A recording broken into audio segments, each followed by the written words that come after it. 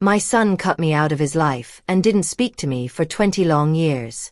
But the moment I won 10 million, he suddenly reappeared with an invitation to his birthday party. Little did he know, I had a plan.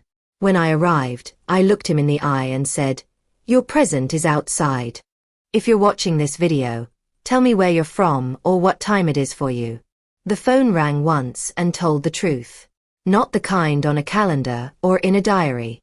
The truth that lands in your chest like a hammer and makes you stand even when you don't want to. I was in my chair by the window counting the slow orange blinks of the streetlight when it started. The second ring cut closer. I reached for the receiver. My hand paused over the base. The caller ID glowed, a name I hadn't seen on my screen in years. Ryan. Under it, the number I used to know by heart. The seven-eyed watch turned to voicemail 100 times. The little icon of a bell next to it, somehow cheerful, like it didn't understand what it was carrying. I let it ring once more because I could. Then I picked up. "Barbara," I said, because sometimes I forget I'm supposed to say hello first. A beat of air. Then his voice filled my kitchen like a knock I felt in the bones of my ribs. Bright, breathless, polished to a shine that used to be real. "Hi, Mom." I sat. The chair creaked back into my shoulder blades. "Ryan, you sound good," he said. "I sound awake." A little laugh, practiced. "It's been a minute." 20 years, I said. It came out flat. A number is safer than the story that made it. He rushed in. I know. I think about you all the time. I've been meaning to call. Things have been happening. Big things. Life just spins." I said, "It does that." Silence slid across the line. He caught it quick. "You heard, right?" He lowered his voice like we had an audience, about the good news. I could hear the smile through the wire. The one that made people think they were in on something. "What news?" I said. "You didn't."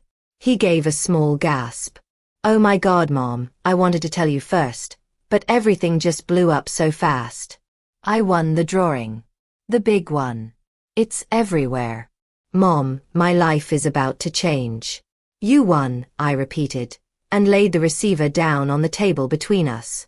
Not to hang up, just to stare at it like it was an animal that might bite. The cord curled like a sleeping snake against the laminate. "I know what you're thinking," he rushed on, "but it's different this time. I'm different." "How?" "I learned a lot the last few years." He inhaled. "I want to do it right. I want to bring people together. Community. Opportunity. I can finally fix things." I rubbed at a scratch on the tabletop where a mug had lived too long. My house was a catalogue of the small repairs you put off when you are the only person left to notice them. "I'm happy for you," I said. And I was, in a way I didn't trust yet. He kept going like he needed speed to keep from tipping over. "There's going to be a little get-together. Friends, people who've been there for me. Thursday night, Riverside Heights, a rooftop space. The view is ridiculous. It'll be like a moment. You should come." "Thursday," I said. "April 27th, he said. Crisp. 8 o'clock. Come early if you can. I'll send you the details. We'll take a picture together. Mother. Son. I'll post it. I want people to see us." I stared at the blue-lit numbers on the stove. 7:12. The day had already felt long.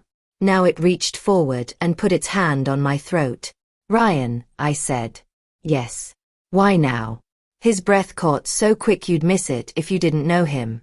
Then the voice came back, warm, round, selling itself. "Because it's time," he said. "Because I was stupid for waiting. Because nothing feels real unless you can share it with family. I want you there. A tiny beat. And I could use your advice." "About what?" "About handling all this." A laugh. Softer. "The calls. The messages. People say they're happy for me, but they have questions, Mom. They have needs." He slid over the word like it was a nick he didn't want to look at. "You always saw through the noise." I did, I said. And you always knew how to be generous without letting people take advantage. I want that. I was generous, I said. A lot. I know, he said quickly. And I'm grateful. I am. It's just, this is bigger. I let the quiet be its own thing for a while. On the other end, I heard glasses clink and a voice asked him something muffled. He covered the receiver and let a few syllables leak. Laughter nearby. A room with him in it. A world moving without me. Mom, you still there? I'm here. I want to show you I can do this right, he said. I have a plan. Ventures. We'll help people and make it sustainable. There are investors who, well, it's all early, but it's solid. You'll be proud. Investors, I said, and the word tasted like a penny. It's different, he said. I have real partners now. People with experience. Good, I said. Make sure you can trust them. I can, he said fast. And they trust me. They always have.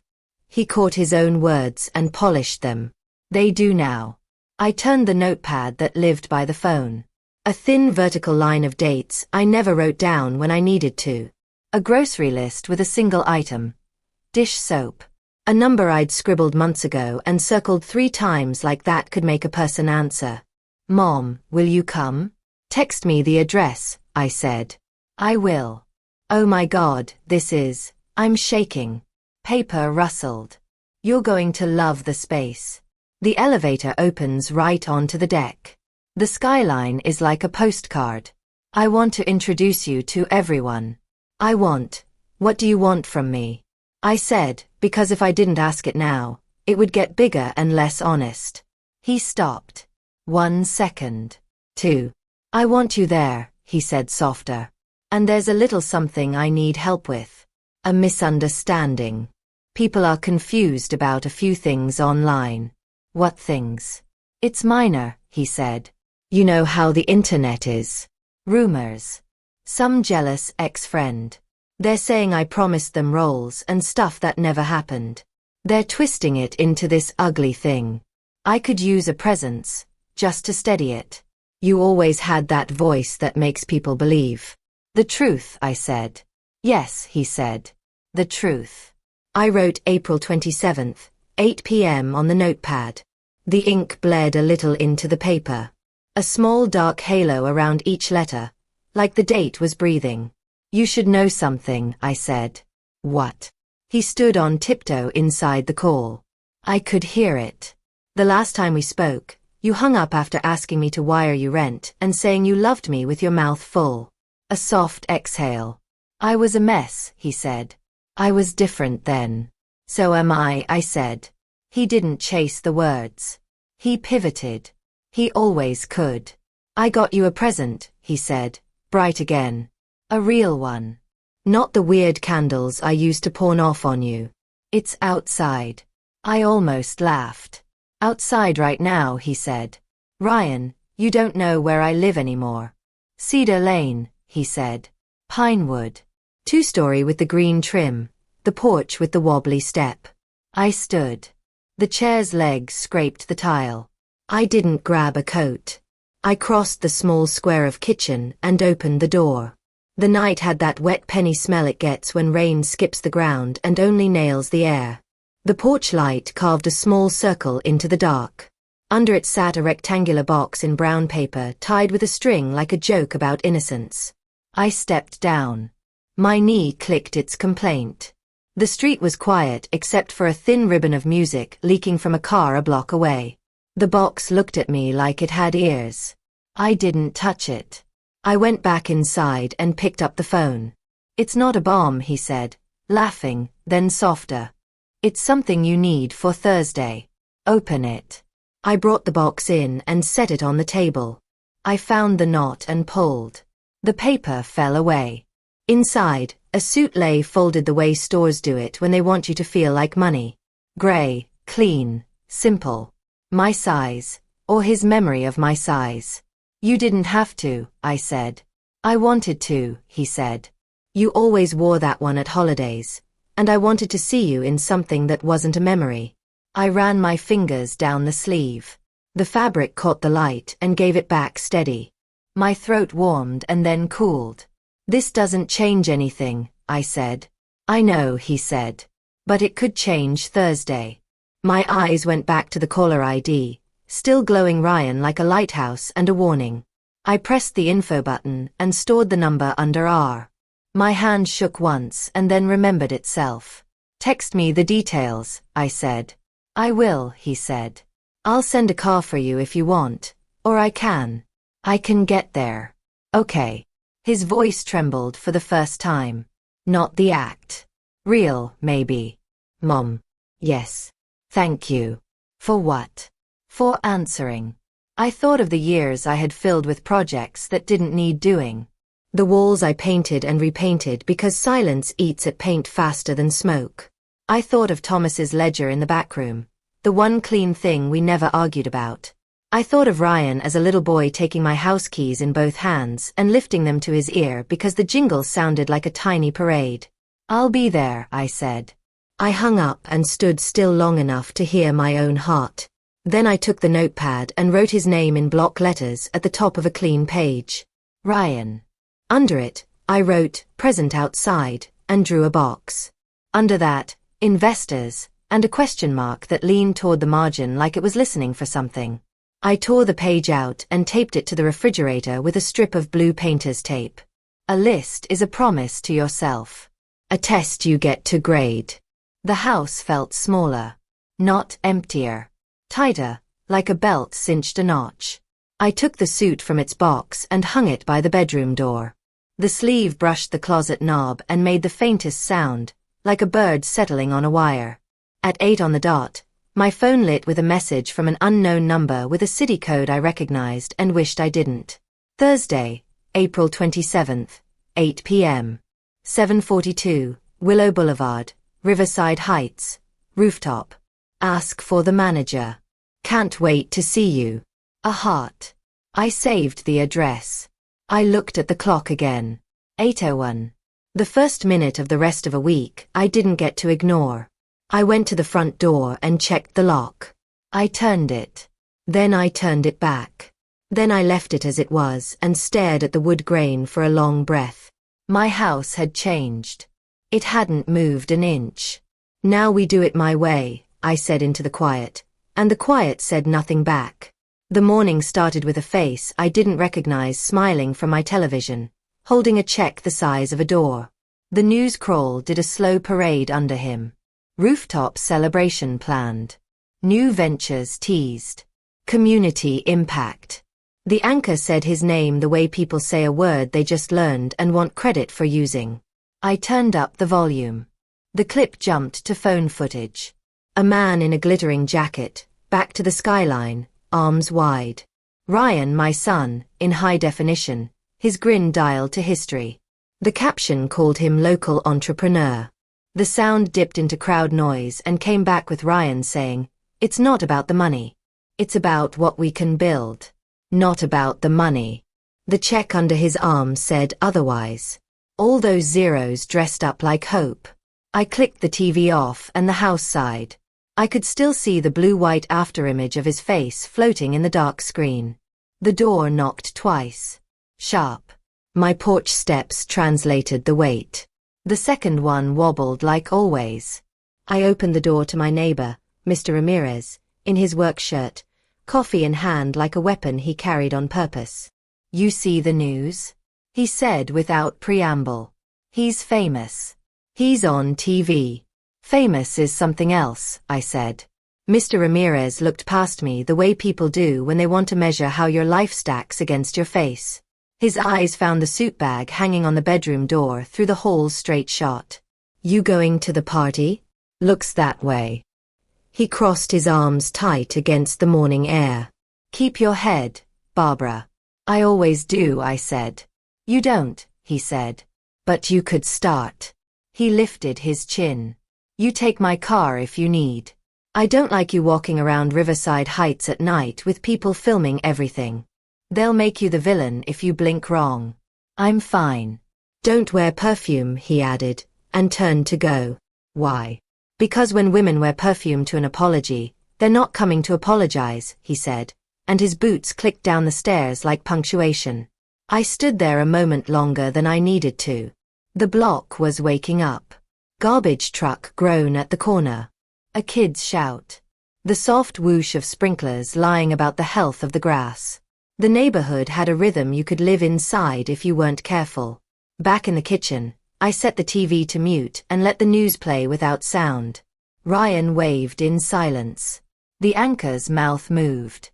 The numbers on the check didn't change. I took Thomas's ledger from the back room. A worn blue book with a tear at the top of the spine and a ribbon he'd never bothered to use. We had used it for grocery totals and projects and keeping ourselves honest about what we didn't have. I flipped to a blank page and wrote at the top, Ryan Ventures. Under it, I made 3 columns. Name, claim, check. I opened the laptop that lives on the kitchen counter because I don't like it living anywhere bigger. The browser coughed up Ryan's name before I finished typing it. His face filled the screen again, smaller this time, surrounded by headlines and the kind of websites that pretend they're newspapers if you don't look too hard. I clicked one. Rising star. The hustle behind a windfall. There were photos. Ryan in co-working spaces. Ryan with coffee. Ryan with a microphone and a hashtag behind him. Quotes in bold. We're building a family of projects. I take care of my people. We scale impact or it's not real. I wrote family of projects under claim and drew a thin line through it. That was a phrase that buys you friends until a ledger asks what it cost. The email icon flashed red on my phone. Unknown sender. Subject line. In case you don't know yet. The body was a link to a forum thread. Anonymous voices with memories and time to type. I scrolled. Al promised me a spot on his team. Said he'd put in $20K if I matched 10. I never saw a contract. When I asked questions, he said I was negative energy. Is he for real? The thread branched into private messages and smaller claims. Some sounded like sour grapes. Some sounded like receipts waiting for someone to ask. I copied 3 names into the ledger with question marks. I clicked to a local article with a comment section. The modern replacement for a town square. Most were congratulations. A few were knives dressed as advice. One user posted a screenshot of a text with Ryan's contact at the top. The words were blurred out, but the shape of the thread was there. Long, fast, then sudden. I wrote investors again and pressed the pen harder until the dot went through to the next page. The phone rang. Different tone. A shorter clip. Business. I let it sing once. Barbara Green, I said. Good morning, ma'am. This is Jordan from Channel 7. Sorry to bother you at home. The voice was cheerful the way people are when they need something fast. We're preparing a segment on the community response to Mr. Ryan's good news. You're listed as his mother. We'd love to get a quick comment on how proud you must be. I watched Ryan on silent again. His mouth made a shape that could have been family or future. I don't have a comment, I said. Just a line, he tried. A supportive message. It would mean a lot to him. Would it? I said. Sure, he said, not hearing the question mark. We're on at noon. You have my number, I said. If I change my mind, I'll call you. A pause. Understood. Thank you for your time. He hung up and the dial tone told me a truth TV never does. Most people don't want your honesty. They want a sentence they can edit. I made coffee and let it sit too long.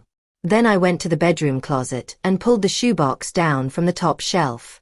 It held what all old boxes hold. Proof that you didn't imagine your life. Ticket stubs, a hotel pen, a photo strip with 2 of the images too dark to see. At the bottom, the little digital recorder I'd bought when my hands started to shake if I wrote too fast. I set it on the table next to Thomas's ledger. I pressed my thumb into the red record button until the light blinked. Thursday, April 27th, 8 p.m., I said. Rooftop. Manager. Investors. TV station wants a line.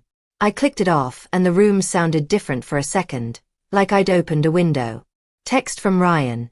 Channel 7 will probably call you. They love family angles. Don't say anything yet, okay? We'll do a joint thing at the party. A heart. I stared at the heart. My thumb hovered over the keyboard. I typed, okay, and deleted it. I typed, I won't, and sent that. 3 dots appeared. Disappeared. Appeared. Disappeared. Then a new bubble. You're the best. This is going to be amazing. I want you to meet Andrea and Stephen. They're brilliant. We have a Riverside incubator slot. Like, real. It's happening. Andrea. Stephen. Names to put in the first column. I wrote them down. Another text, fast. Also, there are some trolls. Ignore. People hate success. I thought of the forum thread. I thought of people who hate being replaced. Who's the manager at the building? I typed. Victoria, he shot back. She's sweet.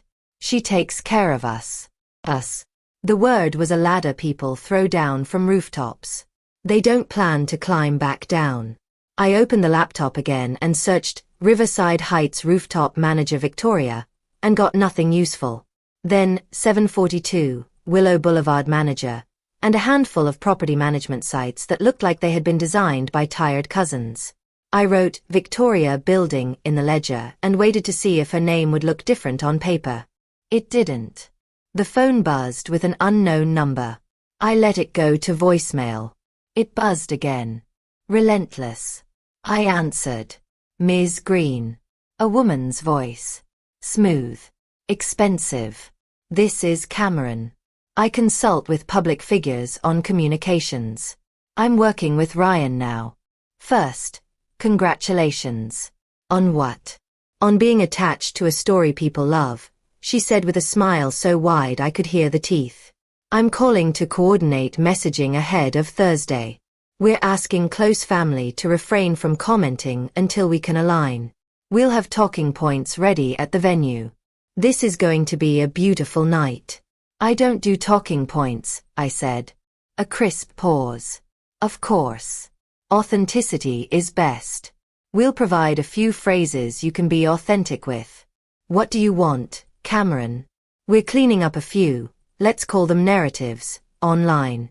Old misunderstandings. You know how it is. It would help if you could not engage with any disgruntled parties. If anyone reaches out to you, please forward to me. We'll handle it. Who pays you? I asked. Another pause. I'm retained by the team. Which team? Ryan's team. Names. That's not necessary. For me, it is. Her smile thinned through the line. Andrea and Stephen are principals. There are others. And Victoria is our point of contact at the building. Is that enough for now? It's a start, I said. Wonderful, she said, and wrapped the word in tissue paper. We'll see you Thursday. Dress sharp. The visual matters. She hung up before I could decide if I was supposed to say thank you. I put the recorder on again. Cameron, fixer, I said. Says she manages narratives. Paid out of team. Names confirm Andrea and Stephen. Manager Victoria. TV wants a quote by noon. I clicked it off. The house phone rang because the universe likes punchlines. I picked it up without looking. Mom. Ryan. Brightness dialed up. Cameron just told me she connected with you. She's a lifesaver. She's something, I said. I know she can be intense, Ryan said. The giggle he uses when he needs me to remember his age, not his record. But trust me, she's protected so many people. This is bigger than us now. We have to move smart. You called a TV station before you called me, I said. That's not fair, he said. Quick. Heat under the honey. I called you last night after the segment was scheduled. His breath sharpened. For 4 seconds, I heard the metal frame under the mattress of his voice. Don't do that, he said. The warmth snapped back on like a light. Don't pick at details like they're sins. This is good. Lean into it, please. I don't lean, I said. I stand. A beat. I need you to be on my side. I am on the side of the truth. The truth, he said, and the word sounded like a plate set down a little too hard. Then tell it Thursday, okay? With me, not in some comment section. I don't write comments. Good, he said. Because people are going to try to get to you. They're going to lie. His voice softened, and this time it might have been real. Don't let them. I won't, I said. I have to run, he said. Meetings. You'll love Andrea. She sees the big picture. I like people who see the bill, I said. We're building something that pays for itself, he sang. And then the line went clean. I stared at the silent TV again. The anchor's mouth opened and closed. Ryan's check cut a diagonal across the screen like a blade disguised as a gift. The clock read 11:41. If they wanted a noon quote, they could keep wanting. I put on my coat and slid Thomas's ledger into the inner pocket. The recorder went into the other. I picked up the suit bag and left it on the bed like a promise and a dare. At the door, I stopped. The box the suit had come in was still on the table. Paper folded open like the last thing a magician shows you before he says the trick was honest all along.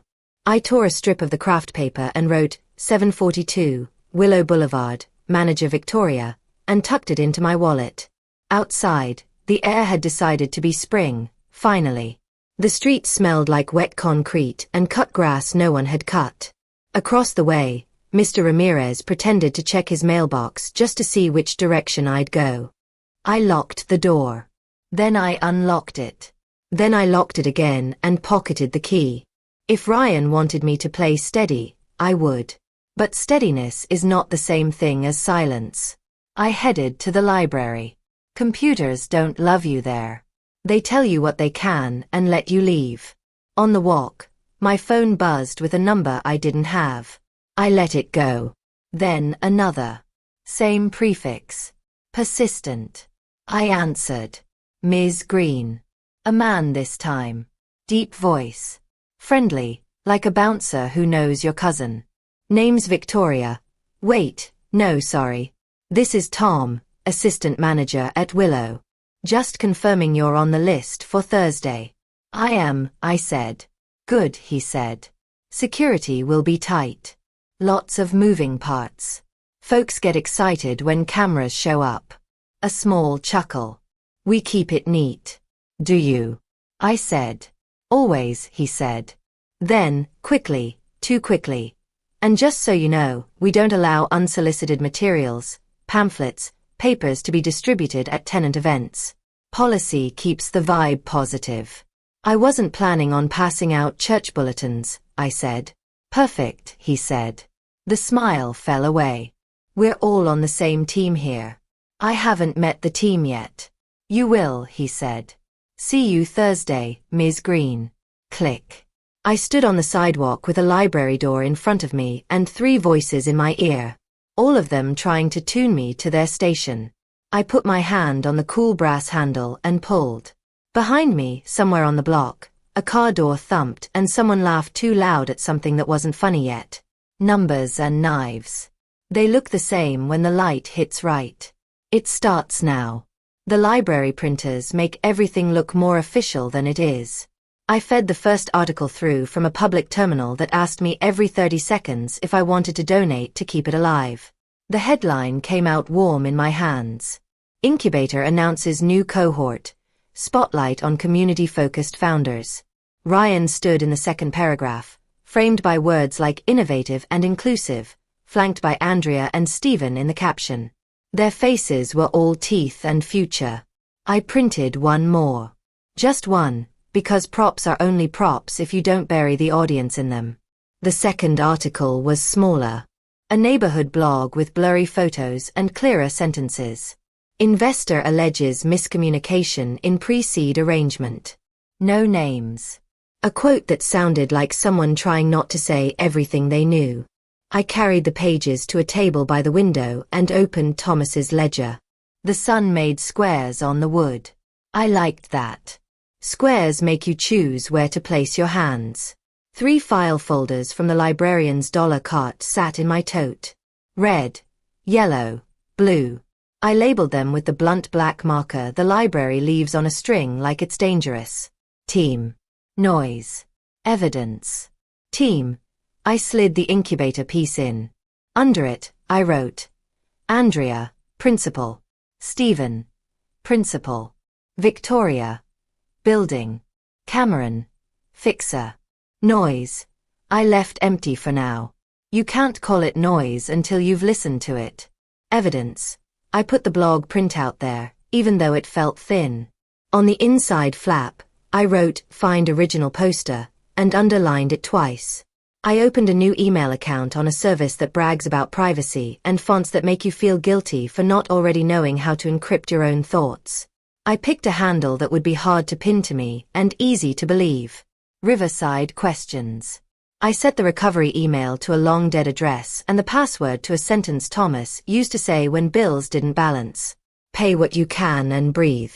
When the confirmation ping came through, I sent the first message to the blog's contact link. Subject. Clarification your pre-seed post. From Riverside Questions. Hi, looking into this story for personal reasons. If your source will talk off the record, I'll listen. If they have documentation, I'll read. Not a reporter. Just trying to get the shape right. Q. I stared at the Q and erased it. I signed it Q instead. Not because I wanted to be clever, because I wanted Ryan's people to have to work for it if they wanted to trace me. The public terminal threw up a timer in the corner of the screen. 5 minutes remaining. I copied 2 names from the forum thread into a search bar and found a single LinkedIn page with a smile that didn't reach the eyes and a last activity from 6 months ago. I took a photo of the screen with my phone because printing other people's faces feels like an escalation I wasn't ready to commit to in a room full of strangers and children. On the way out, the librarian with the cardigan and the pin that said, Ask me anything, said, Big project? The way people say, Are you okay, without having to do anything about the answer. Spring cleaning, I said, and held up the folders like laundry. Back home, the house felt different again. As if it was waiting for me to explain what we were doing. I set the folders on the kitchen table and took a square of painter's tape from the roll and stuck it to each spine. I wrote Thursday on all 3. The recorder sat where I'd left it. I clicked it on. Library polls, I said. 2 articles. 1 official, 1 blog. New email created. Riverside Questions. Outreach sent. Folders labeled. Thursday stamped. Before I could click it off, the phone buzzed with a new voicemail notification. Unknown number. I let the automated voice coach me through the menu like I hadn't been living with it for years. You have 1 new message, the robot said, gently proud of me. A click, then a man's voice. Careful. Trying to sound casual and landing on winded. Ms. Green. This is... Well, I'd rather not say my name yet. I'm a friend of Ryan's. We met through Andrea. Listen, things are getting loud. People are angry online and they're going to make it your problem if you let them. I can make all that go away. Quietly, fairly, for a small consideration. I know which complaints are real and which are just chatter. Call me back or don't. But if you don't, they'll be at that rooftop with signs and phones, and you'll be the picture they use. I'm on your side, ma'am. He left a number with a burner cadence and a hurry in the last digit, like he didn't want the machine to love it enough to remember it. The timestamp said 11:07 a.m. A minute after I'd left the library. I put the recorder by the speaker and played it back into its small red eye. When it ended, I pressed stop and looked at the ceiling like there might be instructions written there if I squinted. My phone lit with a text from a new number and a tone my phone saves for unknowns who think they're known. Cameron. Quick check-in. You may get calls from weirdos offering to help. Please ignore. There are bad actors who feed on this stuff. I'll route everything necessary. See you Thursday. Handsome suit. The words handsome suit gave me the kind of itch that makes you check the locks. I typed, Someone left a voicemail claiming he can make complaints go away for a fee.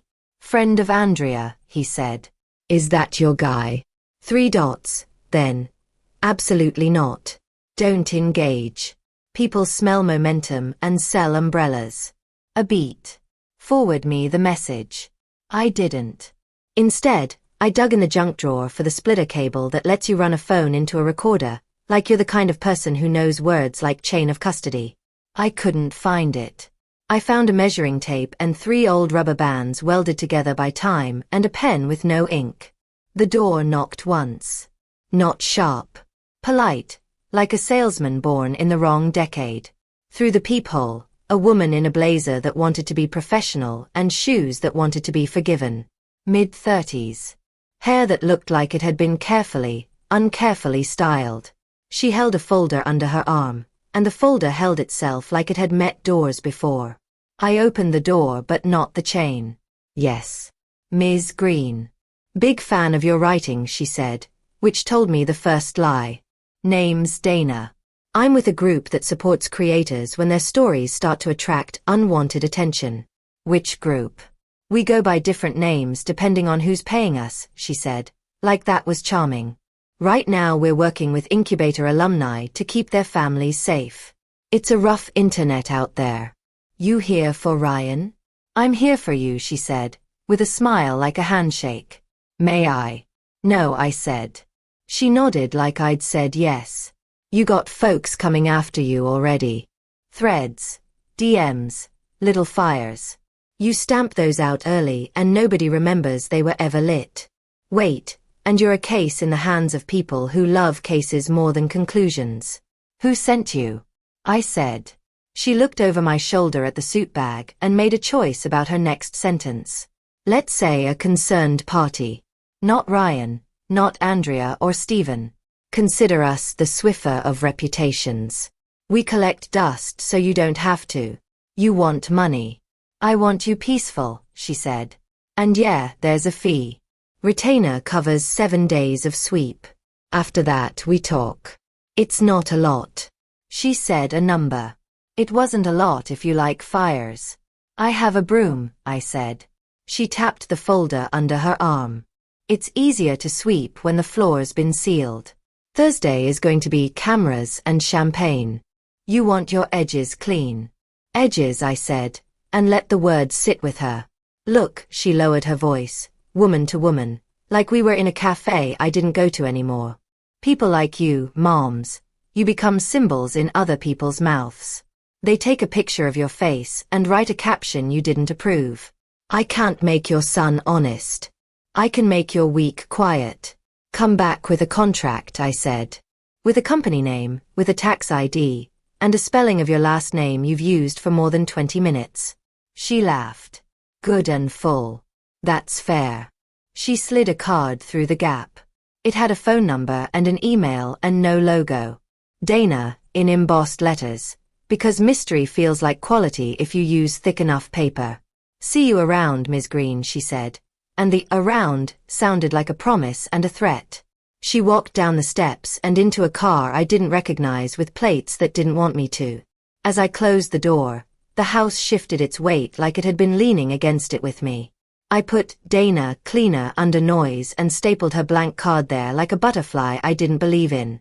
I wrote voicemail man under it and drew an arrow to Andrea's name in team with a question mark between them. The new email dinged. Reply, clarification your pre-seed post. From, editor, Neighborhood Pulse. Q, the poster won't go on record yet. They say they'll share a doc redacted, if you agree not to publish. They use the phrase matching funds, and timeline slippage. Not sure what that means. If you want to talk, I can connect you on Signal. I stared at matching funds, until the letters stopped being words and turned into shapes again. Then I typed, connect me. I don't publish. I just keep score. I added a number I reserve for strangers and mistakes. The editor sent a handle and a safety lecture and a handshake emoji. Signal blinked on my phone like a doorbell. Before I could ring, the house phone made the sound landlines make that cell phones don't. Like a throat clearing.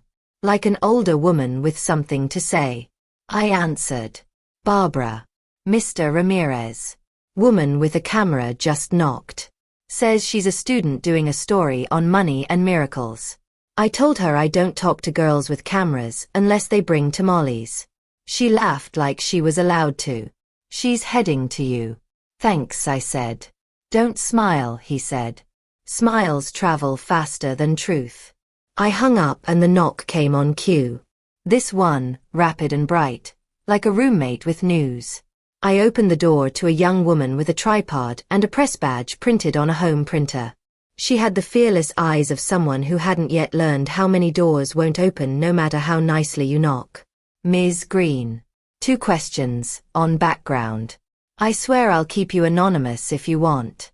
Her smile said, I'm practicing being trustworthy and someday I will be. 2, I said, blocking the doorway with my body. Did you know about the investors before the announcement? She said, camera staying down. Points for that. Yes, I said, because the truth is a knife, and knives are useful. Do you believe your son intends to make them whole? She said. And there it was. Make them whole. The phrase that wraps a debt in gauze and sells it as a healing. I believe Thursday is a better place for answers than my porch, I said. She nodded like she'd been taught to respect a boundary, even when it annoyed her. Okay. Thank you. She hesitated. There's a rumor about a voicemail from someone offering cleanup. Did you? I don't comment on rumors, I said. Sometimes I keep them. She grinned despite herself.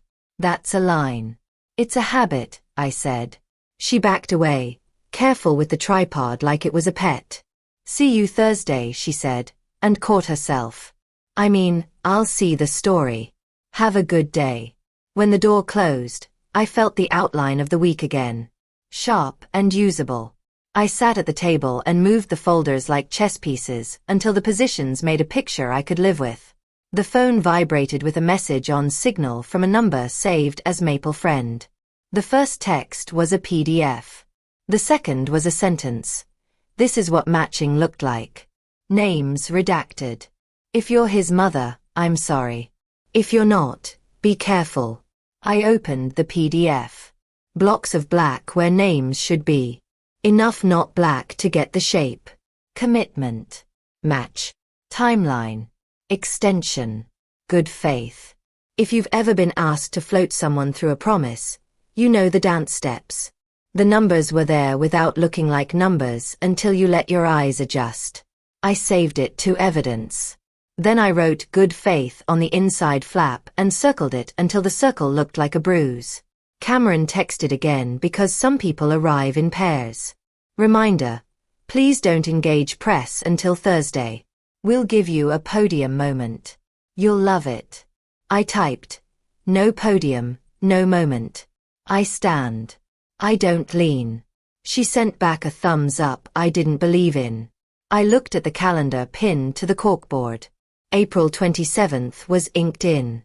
Beyond it, in smaller writing from a month I used to care about, was May 5th. Thomas's old day to reconcile the month's ledger. Circled, for rituals we forgot and then remembered after it was too late. On Signal, Maple Friend sent a final line.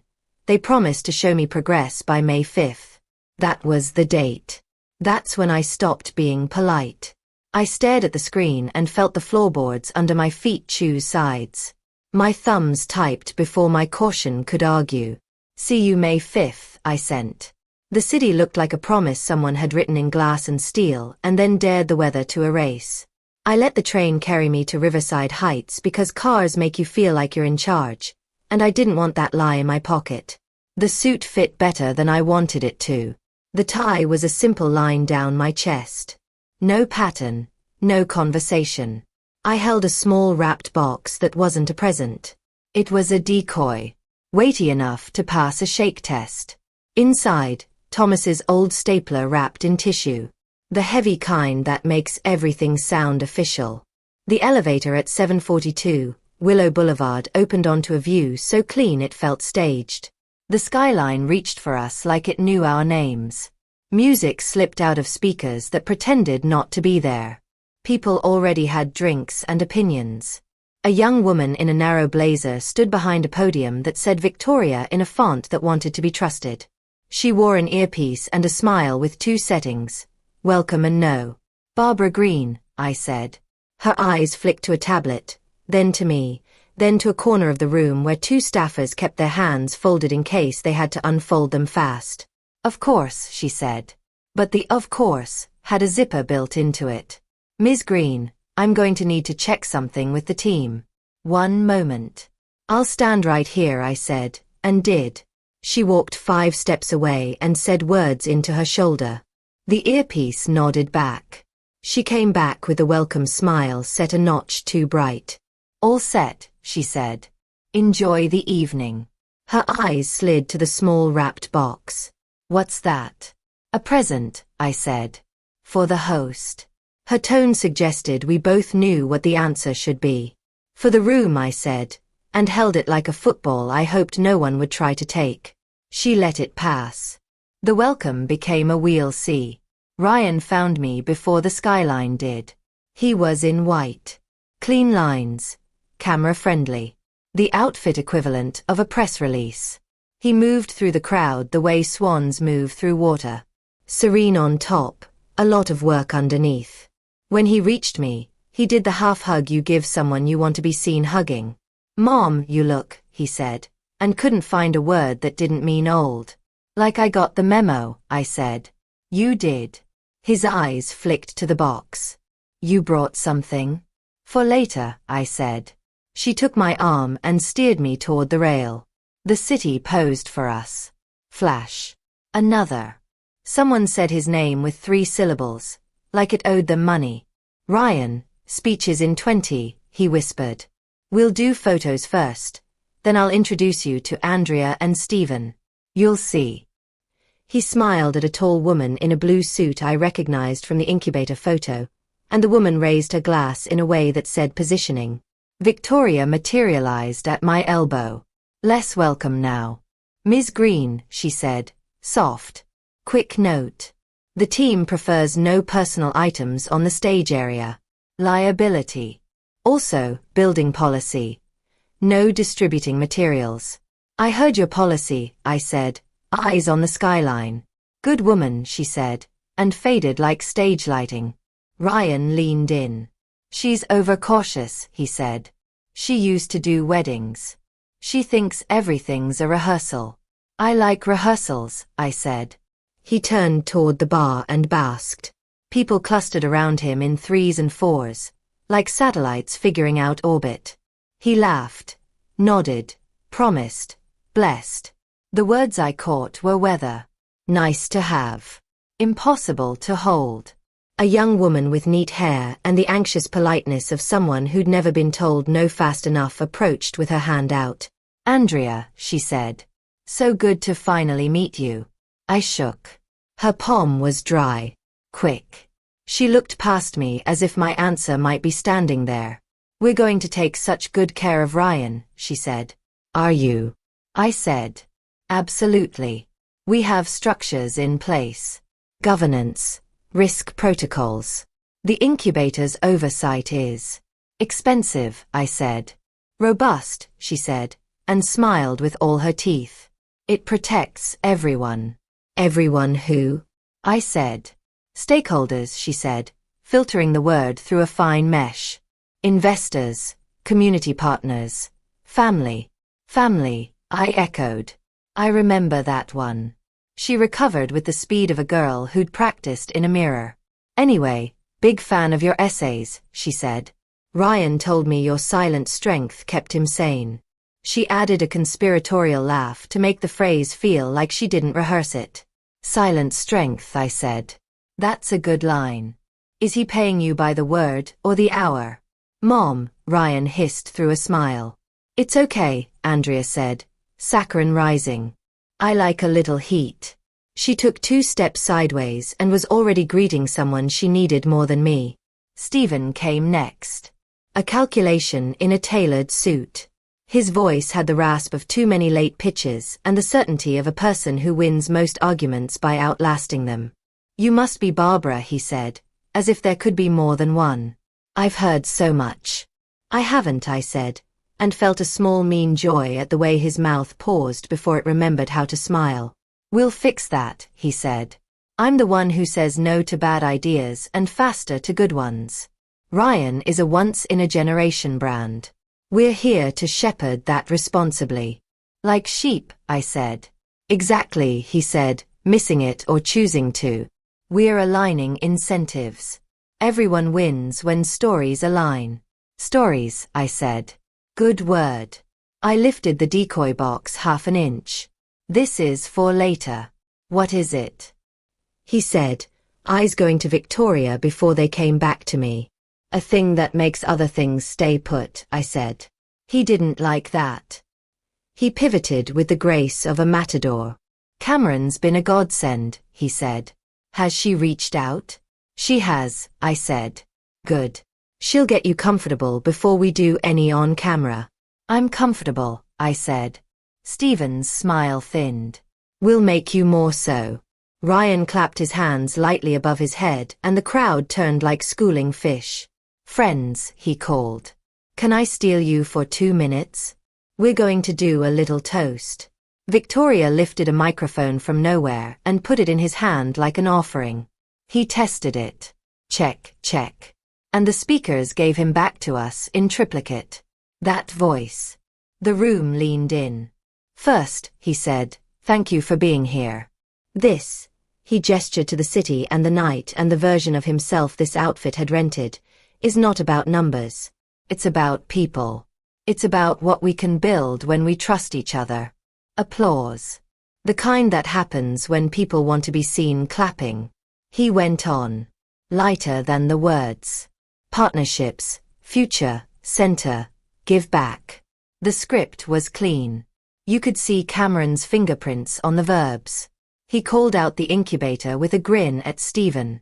Raised a glass to our fearless principal Andrea, who did a little wave like a high school prom queen at homecoming.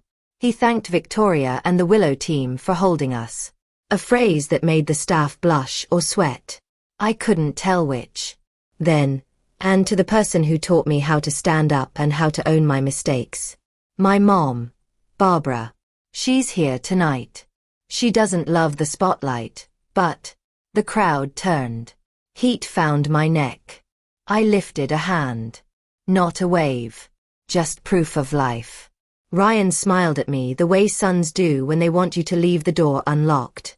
But she shows up, he said. And that line landed. She always shows up. I thought about the times I had and the times I hadn't, and decided his sentence could keep breathing without my corrections.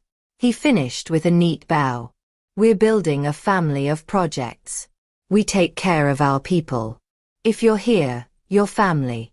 Glasses lifted. Camera flashes stuttered. The skyline applauded by staying where it was. As the room loosened, a man in a sport coat with an old crease approached the edge of the circle around Ryan. He held a thin folder the way a person holds something that's burned them once. He looked familiar in the way that men with worried eyes look familiar. He didn't make it past Victoria, who had turned into a shape that blocks. Private event, sir, Victoria said. Low. I'm invited, the man said, lower. By who? The man's eyes flicked to me and then away. He held up the folder half an inch. Just enough for me to see the top page. Agreement, in a font that had never kept anyone out of trouble. A dollar figure near the bottom.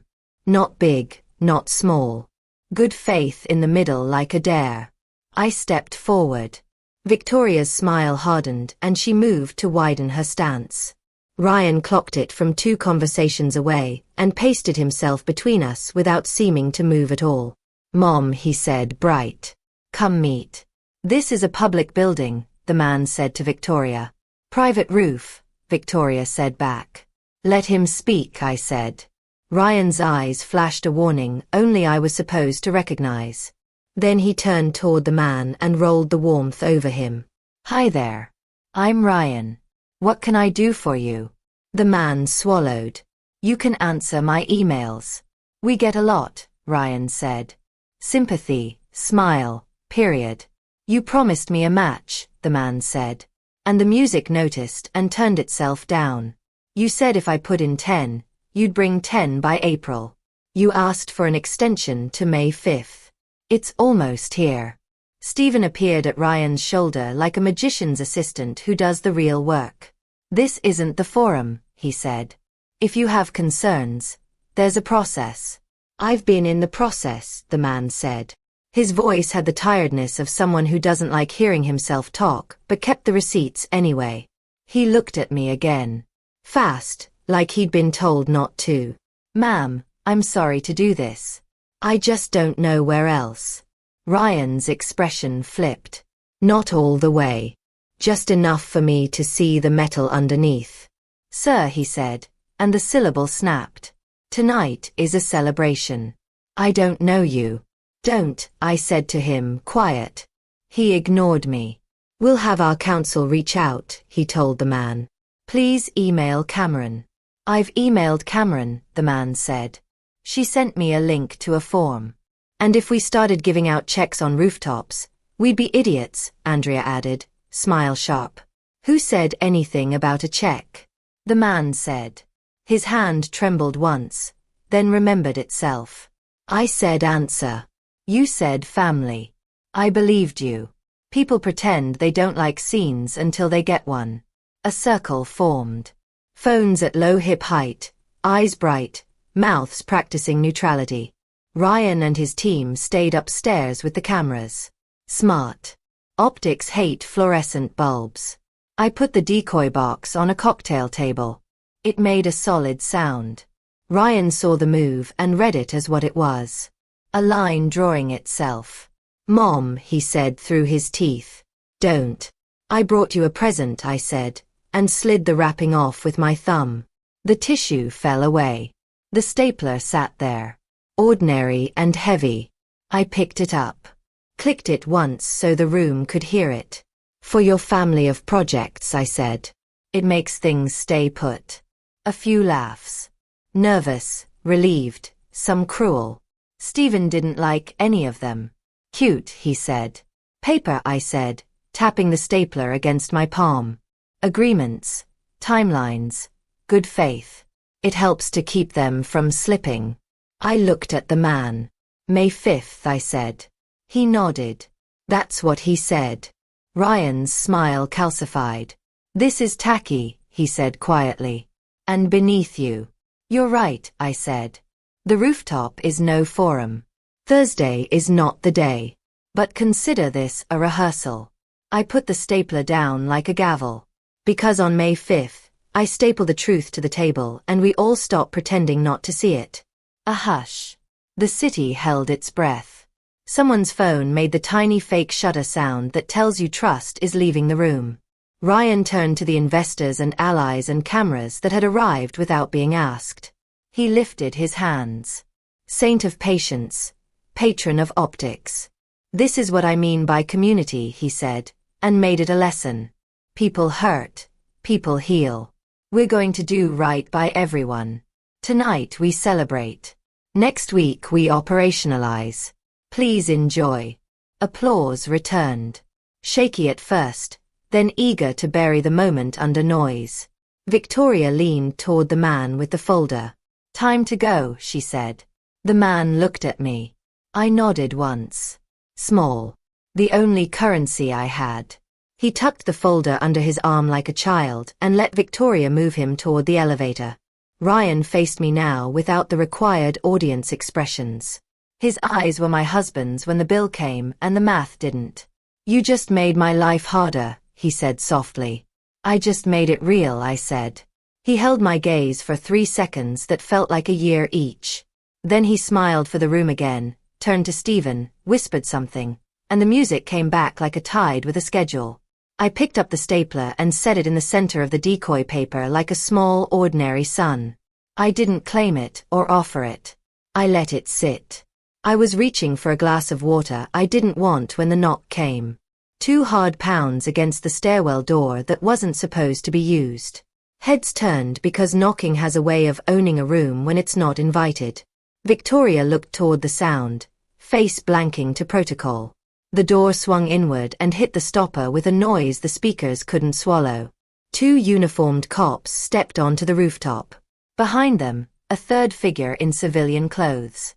Familiar blazer, folder under her arm. Not the man from moments ago. The other kind. The kind who calls you first and then shows up when you don't call back. The room's temperature dropped without the wind's help.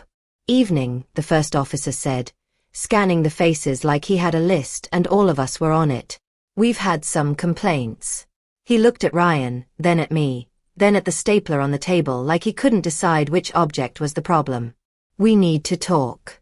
The cop's badge caught the rooftop lights and returned them without apology. Noise complaints, crowd control, he said. Professional boredom warmed in the microwave. Also, a report of an uninvited guest distributing materials. Victoria raised her hand like a student who knows the answer. Handled, she said. We're buttoned up. Ryan put on his gentle hero smile. Officers, thank you for keeping us safe. We're just toasting good news. The second cop looked at the small wrapped paper under my stapler and at the man with the folder already in the elevator. Good news comes in folders now, he said. Sometimes it leaves in them. I followed his eyes to Marcus, who was already being shepherded by a guard who used his hand like punctuation. He didn't look back. Maybe he doesn't want to be a symbol in my mouth either, I said. He won't be the one to cut you, Dana said, sliding into view. The kid will. I turned. The courier was staring at me like you stare at a magician after you figure out where the rabbit went. You played me, he said. I told the truth, I said. You told yours, he said, and was gone with the line of people a security jacket labeled as staff vapor trailed through the door. That's the double price, I thought. You buy a clean line and you spend a friend. Ryan had already found a camera. An independent rig on a tripod, student lens. Mr. Ramirez's silhouette in the frame like a guardian angel who smokes. Cameron stood inches out of shot, mouth counting down, eyes doing math.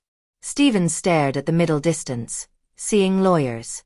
Andrea fixed her hair like that could fix anything else. Victoria adjusted a light she'd just turned down. I stayed where the emergency red washed my shoes and listened. My name is Ryan Green, he said. No crack, no tremor. I made promises. Some were too big, some were too fast. By May 5th, the matches I owe will clear. If they don't, I will publish a repayment schedule, and I will stop using the word family for people I owe money to until those debts are paid. Tonight, I'm sorry, he breathed. Tomorrow, I will be specific. It was the best sentence he'd said all week because it was the first that cost him something. Phones lowered a notch. The first cop nodded once.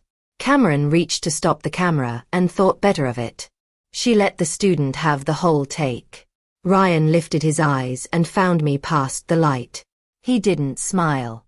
He didn't ask. He just looked. And for a second, we were standing in my old kitchen with Thomas's ledger open and the smell of burnt toast saying we tried. Sirens climbed the block for real now. Not as rumor, but as fact. Stacked notes rising up the stairwell and meeting us where we'd chosen to stand. Downstairs, the cop said, directing the last of us toward the lobby. Let's finish this with doors and chairs. I moved with the flow. Someone jostled my shoulder. I kept my feet. Ryan stepped beside me and didn't take my arm and didn't move away either. Between us, the stapler rested in his hand. Heavy and honest. Mom, do you hate me? He said, almost to himself. I don't know what I am yet, I said. Ask me on May 5th. We turned the corner into the lobby glow. A dozen more cameras waited like flowers that had learned to live on electricity. Above us, somewhere on the roof, a glass went over softly and didn't break. The sound was small and impossible and true. The doors to the street opened. The sirens arrived. The lobby had more screens than exits. Televisions on the walls bloomed to life with footage from upstairs. A loop that lagged the present by breaths. Ryan's toast, the bank printout, the stapler click. Phones held high replayed the hallway like a pack of pocket mirrors trying to agree on the truth. The building smelled like cologne, paper, and the metal tang of air that's been told to stay where it is. Form a line, a guard said. And people obeyed because lines promise answers the way doors promise other rooms. A small camera crew with a logo I didn't recognize lifted a light. The student journalist checked her battery with hands that shook and then remembered how to still. Ryan stood at a borrowed lectern by the potted plant nearest the fire code sign. Cameron angled the mic. Stephen adjusted the frame with 2 fingers like he could pinch the world into place. Andrea did the thing women do when they've lost control. Straightened an already straight collar and pretended its leadership. Ready? Cameron asked. Ryan nodded. Not to her. To the ledger I had tucked under my arm. I set it on the lectern and opened to the page that had learned tonight's language. Ryan Ventures. Claim. Check. May 5th in a circle that looked like something healed and something trapped. I flipped 1 page back to Thomas's grocery lists. Milk, beans, dish soap. And let the camera see what our math used to cost. Keep that in frame, Cameron whispered to the student without moving her lips. A studio anchor's voice blared from a wall TV. Tempers flared at a rooftop celebration. Then a cut. The hallway. My voice saying my own name. Ryan saying debt. A Chiron appeared. Family promises. The kind of phrase that looks decent until it needs a bill. The first cop stood off to the side and let the lobby decide itself. Outside, sirens softened into idling. Blue lights painted the glass. Ryan leaned into the microphone. My name is Ryan Green, he said again, making it true by repetition. I made promises. Some were too big, some were too fast. I will either clear the matches I owe by May 5th or publish a repayment schedule by noon that day. I won't call anyone family who is owed money by me until those debts are gone. The lobby held its breath like a witness who wants to be asked one more question and also doesn't. Questions. Cameron offered, hand grazing the air to select who got to be the first witness. The student raised hers and didn't wait to be called. Will you release your ledgers? Yes, Ryan said. Tonight. A local stringer said. May 5th, Ryan said. Why should we trust you now? The anchor behind the logo asked. Ryan looked at me like a person about to walk across a river looks at the person holding the rope. I looked at the ledger. Because now it costs him, I said. Not into a mic. And the room heard anyway. A new voice cut through the questions. Not media. Not investor. Poor lighting turned him into a shape until he stepped closer and the light remembered him. The man with the manila folder from the rooftop.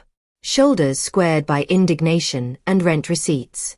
I don't want a trend, he said, more to the ceiling than the cameras. I want my money back. Your name, the anchor said, hope sharpening in his teeth. Don't dox yourself, Marcus warned him from 2 people back. He shook his head. You know my name, he said to Ryan. That's enough. Ryan took a breath and let it out where people could watch. I know your name, he said. You'll have your answer by May 5th. The man nodded once, like a judge approving a continuance only because the docket is full. The lobby doors opened and a new crowd took in the scene. The kind with coats and curiosity and no skin in the game until a camera wants their face. The elevator chimed behind us like a metronome. Outside, the night had decided to keep being night. Cameron checked her clipboard. We're done, she said under the noise. We need to get Ryan out. Back exit, Victoria said. Ready to be useful. Front, Ryan said, surprising them all. I'm not a secret. Andrea whispered something that sounded like strategy and got ignored. Stephen pulled a face that made me think of boardrooms and knives. Mr. Ramirez reappeared at my elbow like common sense with elbows. They're going to try to sweep you away in the same bag as the trash, he said. You got anything left you need to say? I did my part, I said. You did your part and you want to do the rest? He corrected, kind. He wasn't wrong. I wanted to flip to the last page of Thomas's ledger, the one with the tidy black ink totals. In, out, left, and hold it up like a liturgy. I wanted to say, This is how a house doesn't lie to itself. I wanted to staple a city to a promise. Instead, I lifted the ledger's ribbon and laid it across the open pages. A neat blue line. This is the one clean book we kept, I said to the nearest lens. We learned to live inside its limits. I'm asking my son to do the same with yours. Is that an endorsement? A reporter called. It's a boundary, I said. We moved. Security formed the shape of a hallway around Ryan. He kept the pace slow enough to be watched and fast enough to be done. I walked on the edge of the moving shape, where you can help without being asked. The lobby's revolving door turned respectably for the cameras and disrespectfully for the people outside. The street had learned our names. A couple of neighbors from nowhere shouted, "Pay up." A guy in a hoodie yelled, "Clout vampire." At nobody in particular. The student journalist stayed on her feet like a pro in her first storm. The studio anchor appeared on the wall TV behind me, talking over footage of the stapler like it was a weapon. We hit the sidewalk. Blue light turned skin into opinions. A car idled. Black on black. A kind that makes neighborhoods nervous. Victoria gestured. Cameron said no with her head and yes with her feet. Ryan looked at me like he'd forgotten how cars work. Walk, I said. It's a city. We walked. The cameras floated backward.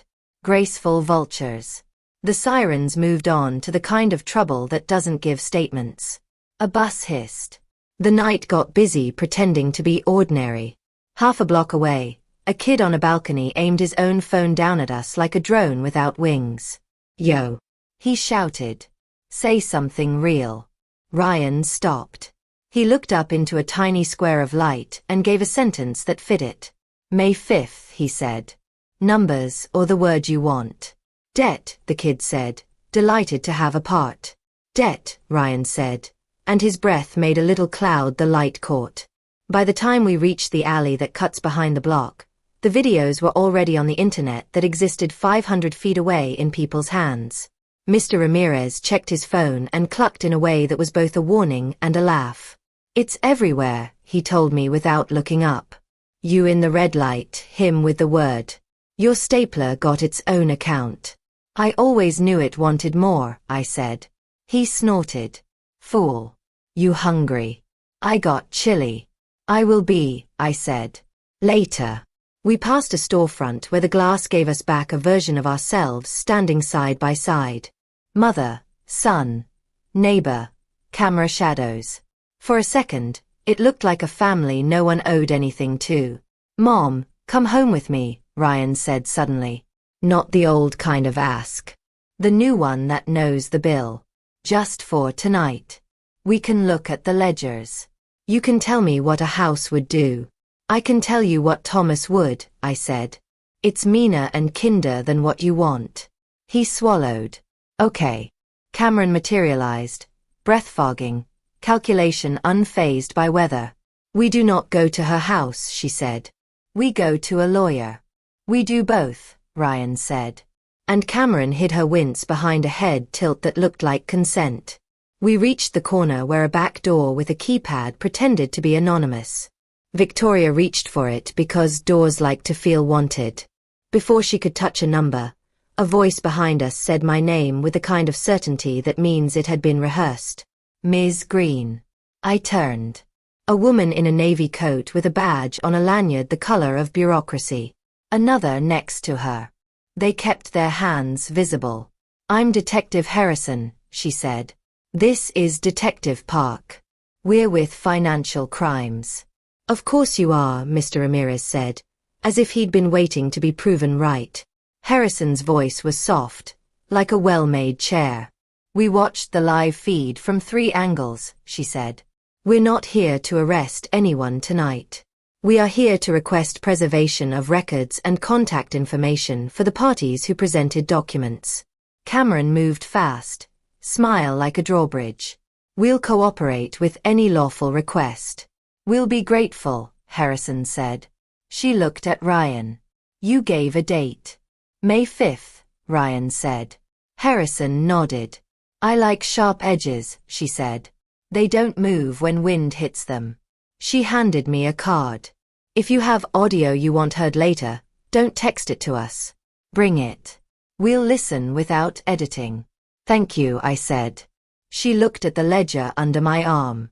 Nice book, she said. My father kept one. Mine too, I said. They left us with the night and our reflection again. Smaller now that a bigger shadow had walked by. Cameron exhaled like a gambler who doesn't love the hand but knows the house. We need to get ahead of this, she said. Measured transparency, controlled release. We hire a forensic accountant who can say numbers we can post. Or, Mr. Ramirez said, you tell the truth like chili. Andrea's phone buzzed. She checked it and went paler by whatever measure pale travels on rich women. We have a problem, she said to no one and everyone. A blogger posted a voicemail. I can make it go away for a fee. Someone named Dana. Dana spread her hands like a woman caught in her job title. Lots of Donnas, she said. Less tonight, Andrea said. And for once, I liked her. The alley air cooled 12 degrees.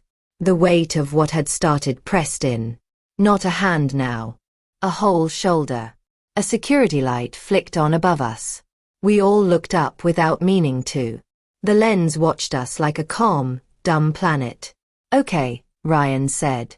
He squared himself like the kind of person who thinks a square can keep a storm out. We go through it. All of it. Mom, come. The word hit something old and something new at once. I nodded. Partly because Thomas would have made me. Mostly because I already had. We turned back toward the street. A cluster of college kids on the corner cheered like they'd picked a team. Someone in a rideshare leaned on their horn as if it could argue with traffic. A drone rose somewhere, like a bug you pay to bother you. The revolving door took us again. Smaller this time. More human.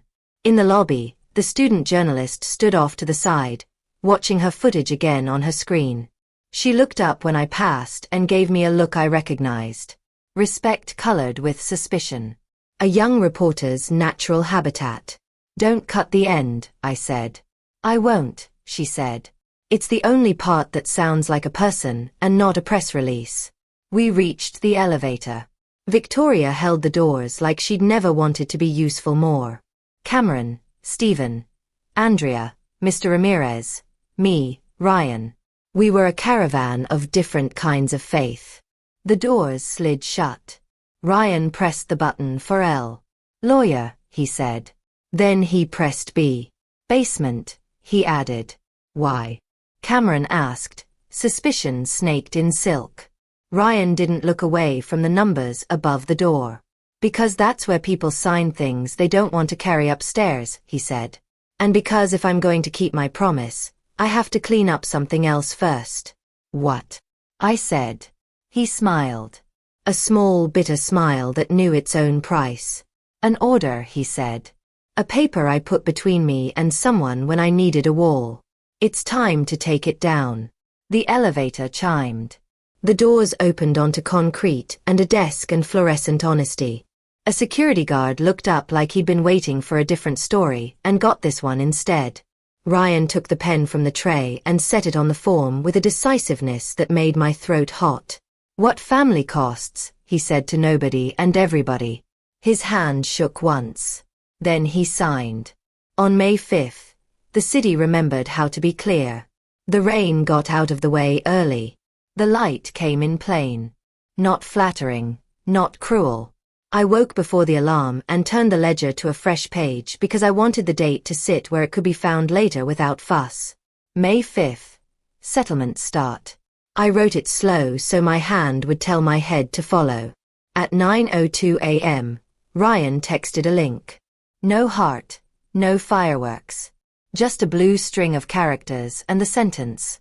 Numbers. Noon. By 10, there were previews. A spreadsheet dressed in public clothes.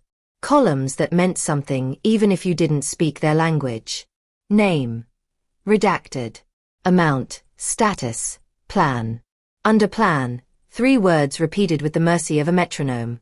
Wire, check, meeting. Debt had made him honest. At least in print. I made coffee and didn't drink it. I walked the house like it was a dog that needed to know we were still here. In the kitchen, the suit bag hung from the chair where I'd left it the night of the rooftop. I smoothed the fabric with a thumb, the way women do when they need to turn motion into thought. At 11:58, the spreadsheet went live with numbers you could put in your mouth and chew. Totals, dates, the clean split between matched and owed. And the first wires marked sent in green. I watched the green grow. I watched the comments flood and try to turn it into weather. The numbers did not blink. At noon, the doorbell rang like it had been timed by an editor. Not a knock. The bell. The kind of sound that says there is a person, and the person has chosen to be known. When I opened the door, Ryan stood on the porch in regular clothes and regular light. No outfit. No crew. His hair did what it wanted. He had a thin folder in one hand and a plastic bag in the other. Crinkled. Ordinary. He looked like my son and a man I didn't know and someone I could stand next to in daylight. "Hi," he said. "Hi." He held up the plastic bag. Inside, my spare set of house keys on a ring shaped like a lighthouse Thomas had bought at a gas station the year we argued all the way to the water and still managed to see it. The metal had gone dull where time had rubbed it. "Honest. You left these with me once," he said. "I gave them to you," I said. "And then I took them back." He nodded. "Today I give them back to you for real," he said, and put the bag in my hand without ceremony. The lighthouse was colder than the air. I lifted the keys out, felt their weight, held them up so they clicked a little. The sound that used to make him laugh on purpose when he was small. He flinched in the memory as if it had teeth, and then let it lick him. "What's in the folder?" I asked. "Receipts," he said. "Yeah. And a schedule." I signed it twice. "A breath. And a letter. Not for cameras. For you, if you ever want to read it." "Not today," I said. "I know." He stood there like a person who had remembered how standing works. "Can I come in?" "No," I said. "Not today." "Okay," he said again, and there was no anger in it. It hurt more that way. And less. We stood with the screen door between us like a rule that knew its job. "You paid some," I said. "I did," he said. "And the rest?" "I will," he said. And a brief, tired smile crossed his mouth and kept going. "I hired a forensic accountant who hates adjectives. I fired Dana. I told Andrea that if she says stakeholders to me again without naming one, she'll have to find a new deck to swim in." Stephen negotiated with himself in a mirror for 20 minutes and decided I'm an asset if I behave. Cameron's good at her job. I asked her to use her powers for daylight. "She will if daylight pays," I said. "I will make it pay," he said. And it wasn't bravado. It was a chore list. He took a breath. "I tore up the order," he added, small. "The basement that night. I signed the rescission. The wall can go. If you ever want to be on my street without the policeman who lives in paper, you can." "Thank you," I said, "because manners are a kind of mercy you give yourself." He glanced at the lighthouse key and then up at me. "I don't need yours," he said, and looked around the neighborhood like it was a class he didn't sign up for and maybe should have. "I won't ask." "You won't get," I said. "Good," he said softly, and I believed him more than I wanted to. A car rolled by slow, like curiosity on wheels. Mr. Ramirez pretended to check his mail and didn't pretend to listen. Somewhere, a child shouted the kind of yes that means a ball went where it was supposed to. Ryan lifted a hand in a shape that wasn't quite a wave, wasn't quite a reach. "I'm going to be late," he said. "Marcus is at the bank. We're doing his in person because I made him carry my promise into rooms I didn't show up for." "Good," I said. He looked at the door behind me like he could see the ledger on the table and Thomas's handwriting in the old columns. "I could bring my notebook sometime," he said. "You could point where the lies are hiding." "I can circle numbers," I said. "You have to name the lies yourself." "I can do that," he said. And for the first time all week, I didn't hear a performance in it. I'll be asked if I helped you, I said. You did, he said. In the worst and best way. It might cost you more, I said. It will, he said. Costs are how you know it's real. He lifted the thin folder like a toast and tucked it under his arm.